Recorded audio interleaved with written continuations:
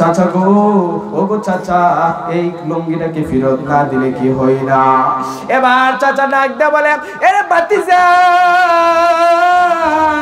তোমার যদি এতই লজ্জা লাগে তাহলে তুমি মুহাম্মাদের ধর্ম ছেড়ে দাও। এবার ভাতিজা বলল, না না না না, আমি সব দিতে রাজি, তারপরে ঈমান দিব না, ঈমান দিব না। ভাইরা আমার, যখন রাসূল মদিনায় হিজরত করে, তার নাম হলো আব্দুল উজ্জা। রাসূল তার নাম রেখেছিলেন আব্দুল্লাহ। ওই সাহাবী, সে রাসূলের কালিমা পড়েছে, গোপনে ঈমান এনেছে, প্রকাশ করে নাই। তার মা নাই, বাবা নাই, সে চাচার কাছে লালিত পালিত হয়। সে চাচার কাছে থাকতে লাগলো। বাইরা আমার, একদিন তারা কানার মধ্যে বসলো। ভাতিজা কানা রে। চাচা বলে, রে ভাতিজা, তোমার কি হয়েছে, তুমি কাবার নাড়ো কেন? ভাতিজা ডাক দিয়ে বলে, চাচা গো, ও গো চাচা যান, ও গো চাচা যান, ওই যে মদিনার মধ্যে এসে মুহাম্মদ নামে এক ব্যক্তি, সে নাকি কালিমার দাওয়াত দেয়, ওই লোকটা কেমন? ভাইরা আমার, এবার চাচা কানা থেকে লাফ দিয়ে দাঁড়িয়ে গেল আর বলতে লাগলো, এই দুনিয়ার মধ্যে, এই দুনিয়ার জমিনে মুহাম্মদের মতো সত্যবাদী, মুহাম্মদের মতো ভালো লোক এই দুনিয়াতে নাই। এবার ভাতিজা বলতে লাগলো, চাচা গো, মুহাম্মদ যে কালিমার দাওয়াত দেয়, এই মুহাম্মদের দাওয়াত কি গ্রহণ করা যায় না? এই মুহাম্মদ যে কালিমার দাওয়াত দেয়, সেই দাওয়াত গ্রহণ করলে সমস্যা কি? চাচা ডাক দে বলে, ভাতিজা, মুহাম্মদ লোকটা সত্য ভালো বটে, কিন্তু তার ধর্ম গ্রহণ করব না। আমরা বাপ দাদার ধর্ম অনুসরণ করে চলছি, আমরা বাপ দাদার ধর্মই পালন করে যাইব, এক আল্লাহর গোলামি করব না, ঈমান আনবো না। এবার ভাতিজা ডাক দিয়ে বলে, ও গো চাচা যান, ও গো চাচা যান, আপনি ঈমান আনেন আর না আনেন, আমি আপনাকে সাক্ষী রেখে বললাম, লা ইলাহা ইল্লাল্লাহু মুহাম্মাদুর রাসূলুল্লাহ। এবার ছোট ওই ভাতিজা সে কালিমা পড়ে মুসলমান হয়ে গেল। এবার চাচা বলতে লাগলো, রে ভাতিজা, তুই যে কালিমা পড়লি, তোর পরিণতি কি হবে তুই কি জানোস? ভাতিজা ডাক দিয়ে বলে, আমার যা হবার তাই হবে, আমি কালিমা পড়েছি, আমি কালিমা পড়েছি, আমি কালিমা ছাড়বো না। ফিলিস্তিনের মুসলমান শহীদ হচ্ছে, শহীদ হবে, তারপর বাতিলের কাছে কোনোদিন মাথা নত করবে না। বাইরা আমার, ওই ভাতিজা ডাক দিয়ে বলে, চাচা গো, আমি সব দিয়ে দিব, তারপর আমি ঈমান দিব না, আপনি যা ইচ্ছা তাই করতে পারেন। বলে, আমি তোকে যা দিয়েছি সম্পত্তি সব কিছু আমার কাছে ফেরত দিয়ে দে। এবার সব কিছু ফেরত দিয়ে দিল। পরনে একটা লুঙ্গি ছিল, সেই লুঙ্গিটা এবার রাখলো আর বলল, চাচা গো, ও গো চাচা, এই লুঙ্গিটাকে ফেরত না দিলে কি হই না। এবার চাচা ডাক দে বলে, এরে ভাতিজা, তোমার যদি এতই লজ্জা লাগে তাহলে তুমি মুহাম্মাদের ধর্ম ছেড়ে দাও। এবার ভাতিজা বলল, না না না না, আমি সব দিতে রাজি, তারপরে ঈমান দিব না, ঈমান দিব না। এবার লুঙ্গিটা খুলে দিয়ে দিল। ওই ভাতিজা উলঙ্গ অবস্থায় এবার রাস্তা দিয়ে চলে যায়। আমি মদিনায় চলে যাব, রাস্তা দিয়ে হেঁটে হেঁটে সৎ মায়ের কাছে যায়। মায়ের ঘরের সামনে গিয়ে দাঁড়াইয়া মা মা মা মা বলে কান্না করতে শুরু করলো, ডাকতে শুরু করলো আর বলে, ওগো মা, দরজাটা খুলো, আমি তোমার সন্তান আব্দুল উজ্জা। মা দরজা খুলে দেখে সন্তান উলঙ্গ অবস্থায় দাঁড়িয়ে আছে। আমি কপালের নিচে হাত রেখে বললাম, এর সন্তান, তোর এই অবস্থা কেন হইল?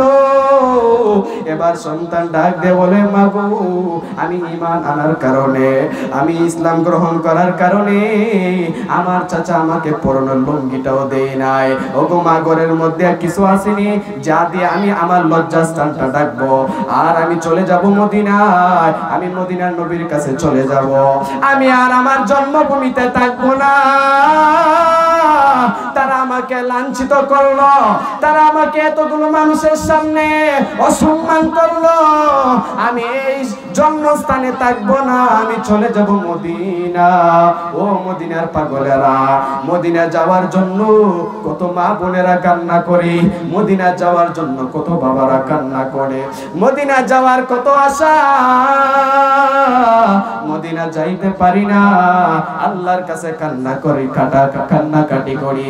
যদি নসিব হয়, আল্লাহ যদি জীবনে একবার জান্নাত একবার যদি মদিনা রাসূলের রওজা মুবারক জিয়ারতে দিদার দেই, ভাইরা আমার, সেই মদিনার জন্য, মদিনায় যাওয়ার জন্য কত মানুষ পাগল। আল্লাহ তাআলা আমাদেরকে মদিনা যাওয়ার নসিব দান করুক।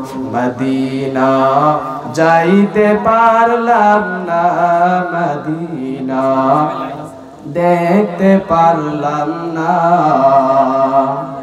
আমি অসহায় তাই এত দূরে রই, অসহায় তাই এত দূরে রই, শুধু সালাম জানাই মদিনা যাইতে পারলাম না, মদিনা দেখতে পারলাম না। মদিনা নাম কত মধু,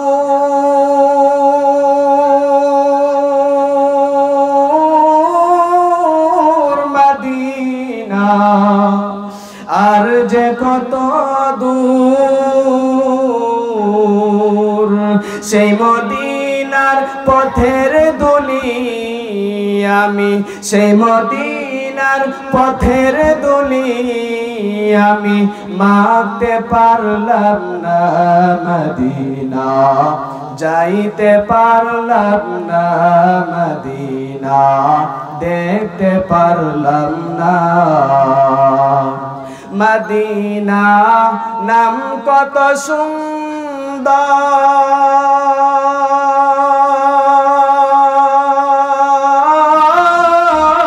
মদিনা কেরে সে অন্তর, পাখির নেই ডানা তাকিলে, পাখির নেই ডানা তাকিলে, উড়ে যেতাম মদিনায়, মদিনা যাইতে পারলাম না, মদিনা দেখতে পারলাম না। বাইরে আমার ওই আব্দুল উজ্জা এবার মার কাছ থেকে একটা ছোট কম্বলের টুকরা নিয়ে লজ্জাস্থানটা ঢাকিয়া ওই মদিনার দিকে দৌড়ায়। ওই মা ওই সন্তান খায়া না হইয়া উপবাস অবস্থায় মদিনার দিকে চলে যায়। দেখে মদিনার নবী মসজিদে নববীতে সাহাবায়ে কেরামদেরকে তালিম দিচ্ছে। বাইরে আমার আল্লাহর হাবিব নজর করে দেখে একজন লোক অলঙ্গ অবস্থায় কেমন জানি দেখা যায়। রাসূল আস্তে করে তাকে আনলেন আর বলতে লাগলেন, ও যুবক, তোমার এই অবস্থা কেন?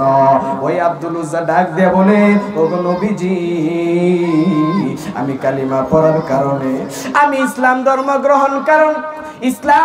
গ্রহণ করার কারণে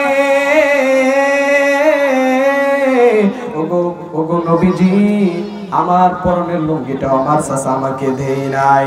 আমি আপনার দরবারে চলে এসেছি, আমি সব কিছু ত্যাগ করে আপনার কাছে চলে এসেছি। আল্লাহর নবী ডাক দিয়ে বলে, এ যুবক, তোমার নাম কি? ওই যুবক ডাক দিয়ে বলে, আমার নাম হলো আব্দুল উজ্জা। আল্লাহর নবী প্যারা হাবিব মুহাম্মদুর রাসূলুল্লাহ সাল্লাল্লাহু আলাইহি ওয়াসাল্লাম ডাক দিয়ে বলে, ও যুবক, এখন থেকে তোমার নাম হলো, আমি রাখলাম আব্দুল্লাহ। ভাইরা আমার, আব্দুল্লাহ এবং আব্দুর রহমান এই দুইটা নাম আল্লাহর কাছে খুব প্রিয়। আমার নবী তার নাম রাখলেন আব্দুল্লাহ। ভাইরা আমার, সাহাবায়ে কেরামদেরকে আহ্বান করে বললেন, ও আমার সাহাবীরা রে, আমার এই আব্দুল্লাহ নিজের জন্মভূমি ত্যাগ করে আমি নবীর দরবারে এসেছে। ও সাহাবীরা রে, তোমরা তাকে যেভাবে পারো সহযোগিতা করো। ভাইরা আমার, এবার আসহাবে সুফার মধ্যে আব্দুল্লাহ তাকতে লাগলো, ও দুনিয়ার মানুষেরা রে, এই আব্দুল্লাহ, যে আব্দুল্লাহ ঈমান আনার কারণে তাকে চাচা কিছুই দেন নাই, ইসলাম গ্রহণ করার কারণে চাচার কাছ থেকে লাঞ্ছিত হয়েছেন, কিন্তু ওই আব্দুল্লাহ মসজিদে নববী আসার কারণে, রাসূলের কাছে আসার কারণে তার জীবনটা সুন্দর হয়ে গেছে। সুবহানাল্লাহ। ভাইরা আমার, এবার ওই আব্দুল্লাহ যখন মৃত্যুবরণ করলো, তখন আল্লাহর রাসূল সাল্লাল্লাহু আলাইহি ওয়াসাল্লাম তাকে নিজে কবরের মধ্যে দাফন করলেন আর বললেন, হে আরশের মালিক, হে আমার রব, এই আব্দুল্লাহর প্রতি আমি সন্ধ্যা পর্যন্ত সন্তুষ্ট ছিলাম, আপনি রবও তার প্রতি সন্তুষ্ট হয়ে যান। সুবহানাল্লাহ। এই অবস্থা দেখে একজন সাহাবী সে গয়রা কান্নাকাটি করতে শুরু করলো, হায় তার কি সৌভাগ্য। রাসূল তার জন্য দোয়া করলেন, যার জন্য রাসূল দোয়া করেন তার জন্য জাহান্নাম হারাম হয়ে যায়। সুবহানাল্লাহ। ভাইরা আমার, আমাদেরকে সেই ঈমানি পাওয়ার আল্লাহ তাআলা আমাদেরকে দান করুক। আল্লাহ তাআলা ফিলিস্তিনের মুসলমানদেরকে রক্ষা করুক।